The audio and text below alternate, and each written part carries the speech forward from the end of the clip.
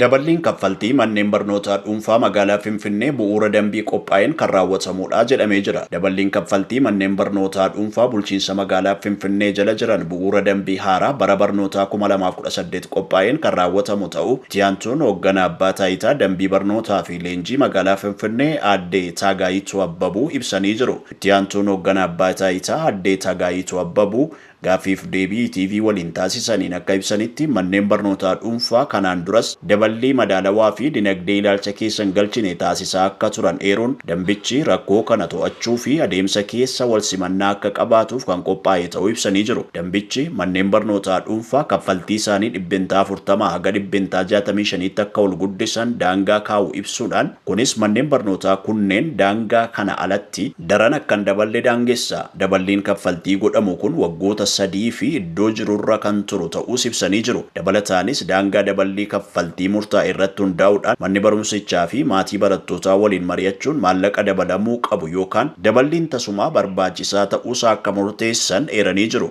Manni barumsichaa fi maatiin barattootaa qulqullina barnootaa mirkaneessuu fi taajjabdoota ramaduudhaan marii erga taasisaniin booda maatii barattootaatiin murteen kun kan ragga'u ta'uus ibsanii jiru. Akkasumas manneen barnootaa yaada daballii kaffaltii dhiyaate irratti maatii waliin waliigaltee irra ga'uu yoo dadhaban abbaan taayitichaa murtee ni kennaa jedhanii jiru. Maatiin murtee dhumaa kaffaluu hin dandeenyes ijoollee isaanii gara mana barumsaa mootummaatti galchuu akka danda'an himanii jiru. Bu'uura dambii kanaa fi qorannoowwan hedduun akka geggeeffaman eeruudhaan aadde Taagaayituu Abbabuu qaala'insa jireenyaa bu'aa giddugaleessa daballii gatii waggoota 9 walitti aansuun ragaa qaala'insa gatii fayyadamtootaa guutuu magaalattii fi tilmaama gabaa irratti hundaa'uudhaan mala madaalawaa ta'een kan fudhatame ta'uu agarsiisanii jiru. Qulqullina barnootaa mirkaneessuuf manneen barnootaa waggaa 2 akka madaalaman kaasuudhaan sadarkaa 1 haga 4tti kennuun sadarkaan kaffaltii kaffaluun qulqullina barnootaa eegsisuuf cimanii hojjechaa jirras jedhanii jiru.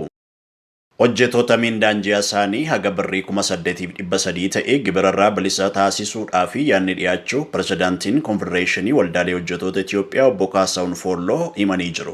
Obbo Kaasaawun Foolloo akka jedhanitti Konfedereeshinichi yaada kana kan dhiyeesse ministeerri maallaqaa qorannoo ka'umsa gibiraa geggeessuun waltajjii qooda fudhattoonni qorannichaa irratti mari'atan irratti ta'uu ibsan. Konfedereeshinichi yaada kana ministeerichaaf yeroo dhiyeessutti mindaa xiqqaa idil-addunyaa tilmaama keessa galchuusaa pirezidaantiin ibsanii jiru.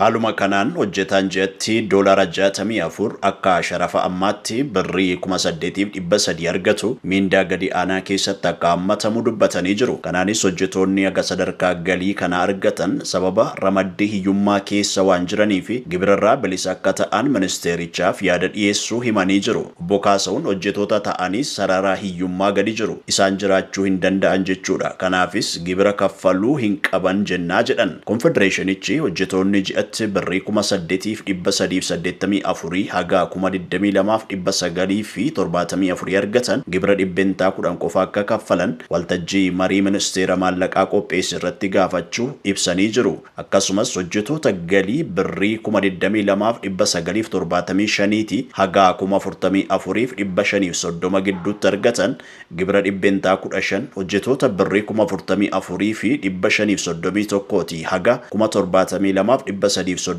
gidduutti argatan ammoo 20 kanneen galii birrii 72,337 haga 107,449 gidduutti argatan ammoo 25 akka kaffalan gaafateera. Dabalataanis hojjettoonni birrii 107,450 haga 1,150,107 kaffalamuu fi gibira 30 hojjettoonni birrii 1,150,108 fi isaa ol argatan ammoo gibira 35 akka kaffalan yaada dhiyeessee jira. Pirezidaantiin Konfedereeshinii Waldaalee Hojjettoota Itoophiyaa obbo Kaasaawun Foolloo waa'ee sadarkaa mindaa xiqqaa ilaalchisee hundeeffama boordichaa irratti ministeera hojii fi ogummaa akkasumas bakka bu'oota hojjechiistotaa fi hojjettoota waliin mariin marsaa jalqabaa taasifamuu adde istaandarditti himanii jiru. Mariin kun boordii sadarkaa mindaa xiqqaa murteessu hundeessuuf dambii ba'u irratti kan taasifame ta'uu eeranii jiru. Konfedereeshinichi kanaan dura rakkoo dinagdee hojjettoota hojjetoota mudatu kaasuun irra deddeebiin sadarkaa miindaa xiqqaa akka murtaa'uuf gaafachaa turuun isaanii yaadatama. Konfedereeshinichi yaa'ii waliigalaa idilee 20ffaa muddee 9/2017 akka lakkoofsa Itoophiyaatti geggeesse hordofuudhaan xalayaa ministeera muummee Dr. Abiy Ahmediif barreesseen rakkoo dinagdee hojjetoota mudachaa jiru cimsee ibsee jira. Yaa'ii kanarrattis walitti bu'iinsi kutaalee biyyattii adda addaa keessatti geggeeffamaa jiru kufaatii dinagdee fi rakkoo qaala'insa jireenyaa akka fide eeruun kunis hojjetoonni miindaa xiqqaa qabanii fi maatiin isaanii sadarkaa dandamachuu hin dandeenye irra akka geessise ibsee jira. Saniin durasii qaala'insa jireenyaa kana dandamachuuf gibira galii akka hir'isuu fi sadarkaan miindaa xiqqaa akka ka'anii fi ministeera muummee Abiy Ahmediin irra deddeebiin gaafachuusaa kan eere konfedereeshinichi garuu deebii tokkollee dhabamuun akka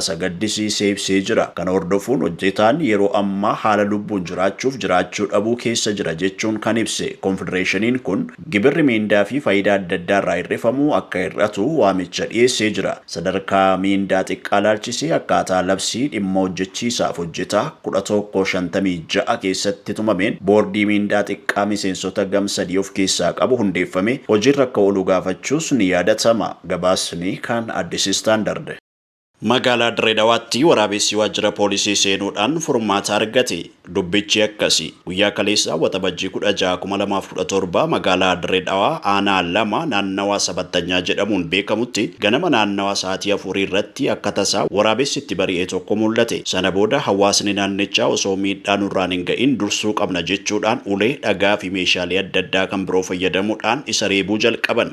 Waraabessicha reebichi itti hammaatee lubbuu isaa baraaruudhaaf yaamii miillaana baasii jechuudhaan fiigicha eegale. Namoonnis waan qabataniin isa duukaa bu'an. Haalli nama ajaa'ibuu gidduu kanaan mudate. Taateen kun naannawa Sabattanyaatti kan eegale yoo